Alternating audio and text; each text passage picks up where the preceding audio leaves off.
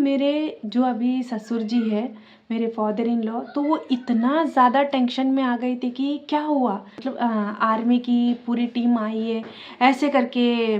उस टाइम बहुत ज़्यादा टेंशन में हो गए थे। उस टाइम बोले थे कि अरे ये किस लिए आई है पुलिस, पता नहीं, तुम लोग अनिल और नसीमा दोनों पीछे भाग के चले जाओ, ऐसे ऐसे करके बहुत ज़्यादा मतलब ये हो गए थे। तो क्योंकि मेरे जो वहाँ पर मेरा जो एक्स हस्बैंड है उसके भाई जो है वो आर्मी में रहते हैं, तो वो लोग शायद ढूंढते ढूंढते यहाँ पर शायद आर्मी की टीम लेकर आ गए होंगे, तुम लोग भाग जाओ ऐसे ऐसे करके। उस दिन बहुत ज़्यादा टेंशन में आए थे। मेरे बारे में मेरी फैमिली गलत सोचे या मेरे से बाहर वाले गलत सोचे, क्योंकि जब मैं इस्लाम में थी मेरे मतलब मेरी लाइफ के बारे में कोई नहीं सोचा है। क्योंकि अभी मैं सबके बारे में वहाँ पर सोचती रहूँगी कि मेरे परिवार के बारे में और मेरे एक्स हस्बैंड के बारे में, हाँ कि हाँ मेरी लाइफ ऐसी ही रहेगी, कोई बात नहीं कोई बात नहीं, ऐसे मैं जीऊँगी तो अंदर घुट घुट के मैं कितने दिन जीऊँगी। मुझे भी एक लाइफ, मुझे भी एक ये रहनी चाहिए ना, मुझे भी जीने का एक हक चाहिए कि हाँ मेरी लाइफ में ऐसे रहूँ मैं, कि कितने दिन ऐसे मैं रो रो के जीऊँगी। हेलो फ्रेंड्स, गुड मॉर्निंग, कैसे हो आप सब। तो मैंने आपको कल की वीडियो में बताई थी कि मैं इस्लाम छोड़कर सनातन में आई थी, हिंदू धर्म में। तो मुझे उस दिन मेरे ससुराल में, अभी जो मैं यहाँ पर मेरे ससुराल में रह रही हूँ, तो मेरी पहला दिन किस तरह से स्वागत किया था और मेरे लिए क्या क्या बनाए थे घर पे, मैं कितना ज़्यादा मतलब इमोशनल हुई थी, तो वो सब कुछ मैं आपको इस वीडियो में बताऊंगी। तो हम लोग यहाँ पर आए थे, तो उस दिन मैं पहले मंदिर में गई और फिर हम लोग माता रानी का आशीर्वाद लिए थे। फिर आशीर्वाद लेने के बाद में फिर यहाँ पर मैं वंदना को लेके आने के बाद में इतना ज़्यादा इमोशनल हुई कि मतलब पता नहीं क्यों हुई थी ऐसे, क्योंकि मुझे ऐसे हुआ था कि मतलब मैं इस तरह से ऐसे आई हूँ, मतलब इस घर में आई हूँ ऐसे करके, वो एक खुशी की ये थी। कोई ऐसे मतलब मैं ऐसे भाग के आई हूँ, मतलब मैं ऐसे मेरे परिवार को छोड़ के आई हूँ, मुझे वो वैसे नहीं थी। मुझे ऐसे खुशी हुई थी कि मतलब मैं एक अपनी तरीके से, मतलब अपनी लाइफ के लिए मैं खुद सोच के यहाँ पर मैं मुझे कितना स्ट्रगल करके मैं आई हूँ, ऐसे करके मुझे एक प्राउड भी हो रही थी। देखो मेरे बारे में मेरी फैमिली गलत सोचे या मेरे से बाहर वाले गलत सोचे, क्योंकि जब मैं इस्लाम में थी मेरे मतलब मेरी लाइफ के बारे में कोई नहीं सोचा है। क्योंकि अभी मैं सबके बारे में वहाँ पर सोचती रहूँगी कि मेरे परिवार के बारे में और मेरे एक्स हस्बैंड के बारे में, हाँ कि हाँ मेरी लाइफ ऐसी ही रहेगी, कोई बात नहीं कोई बात नहीं, ऐसे मैं जीऊँगी तो अंदर घुट घुट के मैं कितने दिन जीऊँगी।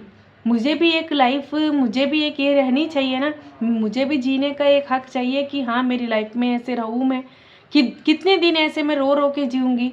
तो वो सारी चीज़ें मुझे याद करके वो एक अंदर से हो रही थी कि हाँ अभी मेरी लाइफ में कोई टेंशन नहीं है, मैं जिस तरह से चाहती हूँ मुझे उसी तरह से हुआ है। तो बस ऐसे करके मैं उस खुशी की वजह से मैं मतलब रोई थी, वो खुशी के आंसू थे उस टाइम। तो हम लोग मंदिर में गए, आशीर्वाद लिए, फिर मैं यहाँ पर रूम पे आने के बाद में, और मेरे लिए उस दिन हम लोग तो चावल और दाल तो हम लोग खाते ही हैं आंध्रा में, क्योंकि ज़्यादातर चावल ही खाते हैं वहाँ के लोग। यहाँ के लोग सभी लोग रोटी खाते हैं। तो उस दिन रोटी भी बनाए थे, फिर दाल भी बनाए थे, चावल भी बनाए थे, फिर पोहा बनाए थे, हर एक तरीके से, मतलब जो देखो आप। मुझे वहाँ पर मेरे मम्मी पापा जो शादी करे थे इस्लाम में, तो वहाँ की ससुराल वाले वो तो करते ही है क्योंकि वो पहला दिन है तो हाँ दुल्हन आई तो करना है। तो पर यहाँ पर आप सोचो कि उतना ज़्यादा इससे यहाँ मतलब कौन करता है आपको, आपको ये एक लड़की को मतलब बाबू यहाँ पर लेके आए हैं तो घर में झगड़े होते हैं, ऐसे होता है ये होता है। पर हमारे घर में तो यहाँ पर मेरे अभी जो ससुराल में है उस टाइम पूरी खुशी अलग थी। उस टाइम घर वालों का चेहरे का रिएक्शन, जो मुस्कुराना हो, ये खुशी हो, पूरा अलग था। मतलब हाँ वो को एक बाबू को ये अच्छा काम करे ऐसे करके, मतलब प्राउड फील हो रहे थे कि हाँ हमारा लड़का बहू को लेके आया ऐसे करके, मतलब वो एक खुशी अलग थी। तो आज तक वो खुशी वैसे ही है। सिर्फ हमारी एक बहुत ज़्यादा ये हुई थी हमारे अजय भैया के बारे में। अभी वो खुशियाँ नहीं भी, क्योंकि हम लोग पहले जिस तरह से क्लोज से रहते थे, हम लोग, आप नहीं सोचोगे गाइस, इस घर में मैं आने के बाद में, पहले भी जब मैं वहाँ पर थी आंध्रा में, जब भी मुझे अजय भैया बात करते थे, बाबू साथ में बात करते थे, मतलब दोनों की वॉइस थोड़ा वैसी ही रहती है, तो मुझे तो समझ में आ जाती है कि बाबू कौन है और अजय भैया कौन है, मुझे समझ में आती है। तो मस्ती मजाक में बात करनी हो, और घर पे आने के बाद में भी एक भाभी करके नहीं, हम तीनों एक दोस्त की तरह रहते थे। बाबू और मैं, अजय भैया, तीनों एक दोस्त की तरह रहते थे। तीनों एक दोस्त की तरह हम लोग, कोई भी खुशी हो या कुछ भी मस्ती मजाक करनी हो, कोई भी, क्योंकि आप आगे जाके वीडियोस देखो, ये होली का वीडियो है, हम लोग किस तरह से मज़े कर रहे हैं, बहुत ज़्यादा मतलब खुशी रहती थी। अभी वो खुशी नहीं है, भगवान हमसे वो खुशी ले चुका है। क्योंकि भैया को ऐसे क्यों हुआ आज तक नहीं पता, पर किसने किया वो भी हम लोग नहीं निकाल पा रहे हैं। अभी एक ही ये है, उनके लड़के को हम लोग हमारे पास ही है, तो हम लोग मेरे दो बच्चों की तरह उसको भी खुशी रखे, और उसको भी कोई तकलीफ़ ना हो, क्योंकि उसको कोई तकलीफ़ होती है तो अजय भैया को भी तकलीफ़ होती है, तो इसीलिए हम लोग उसको नाराज़ नहीं करेंगे कोई भी चीज़ पे। तो उस टाइम यहाँ पर आने के बाद में 15 दिन के बाद ऐसे हुआ था कि उस दिन गांव में इलेक्शन शुरुआत हुए थे। तो जब शायद मतलब मतलब वो इलेक्शंस किस लिए थे पता नहीं, मुझे याद नहीं है। तो गांव में इलेक्शन शुरुआत हुए थे, तो सारी आर्मी की टीम, मतलब यहाँ पर सारे आर्मी टीम को उतारे थे गांव में। तो उस टाइम मेरे जो अभी ससुर जी है, मेरे फादर इन लॉ, तो वो इतना ज़्यादा टेंशन में आ गए थे कि क्या हुआ, मतलब क्यों इतनी आर्मी की फैमिली, मतलब आर्मी की पूरी टीम आई है, ऐसे करके उस टाइम बहुत ज़्यादा टेंशन में हो गए थे। उस टाइम बोले थे कि अरे ये किस लिए आई है पुलिस, पता नहीं, तुम लोग अनिल और नसीमा दोनों पीछे भाग के चले जाओ, ऐसे ऐसे करके बहुत ज़्यादा मतलब ये हो गए थे। तो क्योंकि मेरे जो वहाँ पर मेरा जो एक्स हस्बैंड है, उसके भाई जो है वो आर्मी में रहते हैं, तो वो लोग शायद ढूंढते ढूंढते यहाँ पर शायद आर्मी की टीम लेकर आ गए होंगे, तुम लोग भाग जाओ, ऐसे ऐसे करके उस दिन बहुत ज़्यादा टेंशन में आए थे। तो मैंने बोला कि पहले जाके नीचे पूछे, क्योंकि अभी ढूंढने के लिए आई तो मैं कोई ही मुख्यमंत्री की लड़की तो नहीं हूँ कि मुझे इतने सारे लोग मुझे ढूंढते आएंगे, वैसे तो कुछ नहीं रहेगा।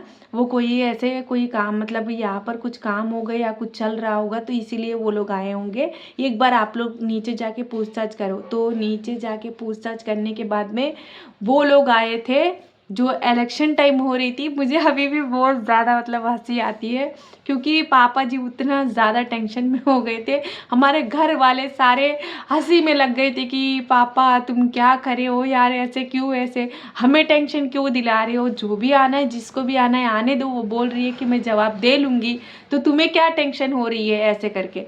तो उन्होंने बोला कि मेरी टेंशन ना मुझे इस बच्ची की भी है और मेरी लड़के की भी है, क्योंकि मेरा लड़का वहाँ से उतने दूर से तुम्हें लाया है, तो अभी तुम्हें भी कुछ कर सकते, तुम्हें कुछ नहीं करेंगे, तुम्हें सिर्फ यहाँ से लेकर चले जाएंगे तो तुम्हारी ज़िंदगी बर्बाद होएगी। अगर यहाँ पर रहती हो तो कोई दिक्कत नहीं है, तो तुम्हें भी ज़िंदगी, तुम्हारी ज़िंदगी भी बर्बाद होती है, उसकी वजह से मेरी टेंशन है। तो उस दिन 15 दिन वैसे ही मतलब वो चीज़ की वजह से टेंशन हुए थे, तो वो बात क्लियर हो गई वहाँ तक। तो 15 दिन के बाद में बहुत ज़्यादा मतलब बहुत ज़्यादा मतलब ऐसी चीज़ हुई थी कि एक 1.5 महीना हो गया था, शायद 1.5 महीना हुआ था। तो वहाँ से आती है आंध्रा की पुलिस। अभी आप सोचो कि आंध्रा की पुलिस यहाँ पर कौन कौन आए, मैं आपको बताती हूँ। जब वहाँ से आए थे तो आंध्रा की पुलिस और एक मेरे जो एक्स हस्बैंड था वो, और उसके बहन का हस्बैंड, वो चारों ही आए थे, और मेरे पापा, 5 लोग आए थे। तो वो लोग 3 दिन से ही पूछताछ कर रहे हैं, क्योंकि हम लोग क्यों इतना जल्दी नहीं मिले थे, आपको वो बात भी बताती हूँ। हम लोग वहाँ पर जिस दिन हम लोग अहमदाबाद आए थे ना, मैं और अनिल जी अहमदाबाद आए थे, तो उसी दिन हमारा नंबर बंद करवा दिए और बाबू फ़ोन चेंज कर दिए।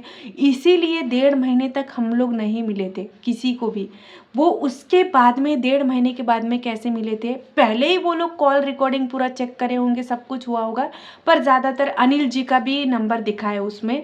तो उस नंबर दिखने के बाद में उनको ये नहीं समझ में आ रही थी कि ये लड़का कहाँ का है, क्या है, ये नंबर क्यों अभी एक्टिव नहीं दिखा रही है, अभी वो लोग कहाँ पर होंगे। मतलब 1.5 महीने तक ढूंढ ढूंढ के मतलब थक चुके। पहली बात तो वहाँ पर आंध्रा में मेरे पेरेंट्स केस करने के बाद में 15-20 दिन तक केस नहीं लिए थे। अरे तो वो कहीं चले गई होगी या कुछ मर्डर हो गया होगा या हमें क्या पता, मतलब 20-25 दिन तक कोई केस नहीं ले रहे थे। 20-25 दिन के बाद में मेरी जो मौसी की लड़की है वो वहाँ पर कलेक्टर के पास गई थी, बातचीत करी थी, मेरे बहन को कौन लेके गए, कहाँ गई, क्या है, तो ये लोग मतलब केस नहीं ले रहे हैं, तो आप बात करो।